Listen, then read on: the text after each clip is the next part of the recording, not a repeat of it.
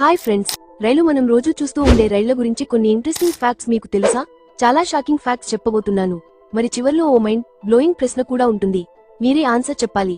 చూద్దాం మీకు తెలుసా లేదా. మొదటగా, ప్రపంచంలోనే మొదటి రైలు ఎప్పుడు వచ్చిందో తెలుసా? 1804లో ఇంగ్లాండ్లో ట్రెవిథిక్ అనే ఇంజనీర్ ఈ ట్రైన్ను డెవలప్ చేశాడు. అప్పటి నుంచి రైళ్ల ప్రయాణం మామూలు విషయమే కాదయ్యా. ఇక మన ఇండియాలో తొలి రైలు ఎప్పుడు వచ్చింది?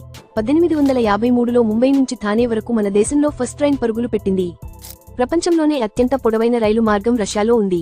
ఫ్రాన్స్ సైబీరియన్ రైలు ఏకంగా 9289 కిలోమీటర్లు ప్రయాణిస్తుంది. ఓహ్ మై గాడ్, ఎంత దూరమో కదా.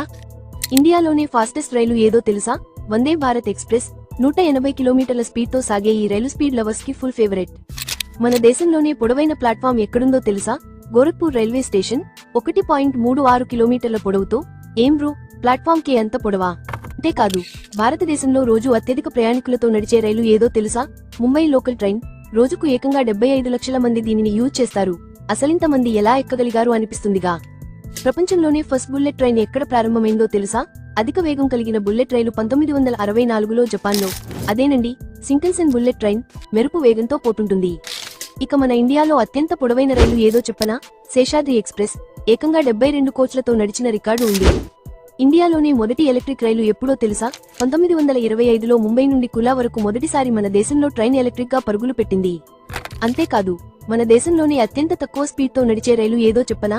మేటుపాలయం ఒట్టకం రైలు. ఇది గంటకు కేవలం 10 కిలోమీటర్ల మాత్రమే వేగంతో వెళ్తుంది.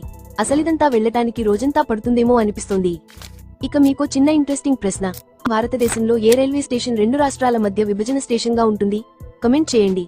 చూద్దాం మీకు సమాధానం తెలుస్తుందా? సరిగ్గా ఆలోచించండి. జవాబు నవాపూర్ రైల్వే స్టేషన్.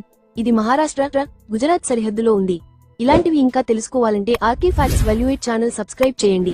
మరి లైక్ మరియు షేర్ చేయడమే మర్చిపోకండి. కొత్త వీడియోలో కలుద్దాం.